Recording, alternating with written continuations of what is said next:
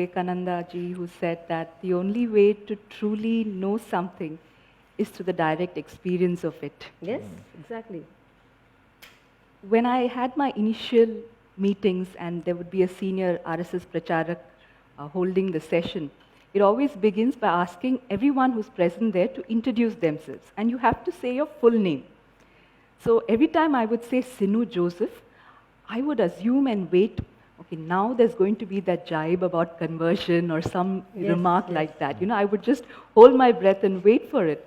But I was always taken aback and really surprised that they would throw in stories from the Bible. Yeah. They would tell me incidents of what Jesus did. These things would be added into the conversation and addressed in a very general manner.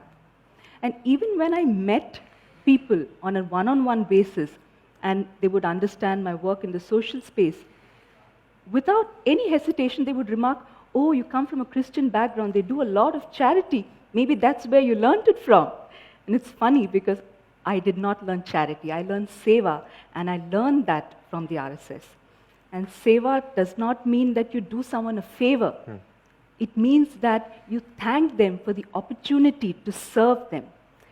So everything that I have learned has come from who we fear. And this fear is often something that's there in the mind. I have seen WhatsApp groups of churches where they're simply spreading rumors that if the BJP comes to power, all the churches will be destroyed. Yes. So when have you seen this happen? Do you have any concrete evidence of this having happened? Have you ever made that effort to go out there and meet these people who you are so fearful about? When I was working once with Vanavasi Kalyan Ashram, and there are so many organizations that we would not even know the names of. They do amazing work in a place called Dandeli, a hilly area, a tribal area. This RSS woman, she took us to a place which was a church. And she said, this is where we do all our sessions. I said, in a church? Is the priest okay with it? She said, yes, there are no other houses nearby, and we are perfectly fine with it. When the church does its masses, they do it.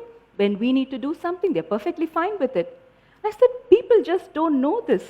Because those who are living with this fear never step out and go and meet the others, as Madam just spoke. So I think that effort has to be made. It happened for me by chance, and I'm so grateful for it.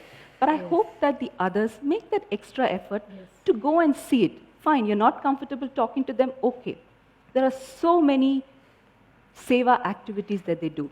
Enroll in one of them. Go and see how they work, the effort that they put in. They live with bare minimum.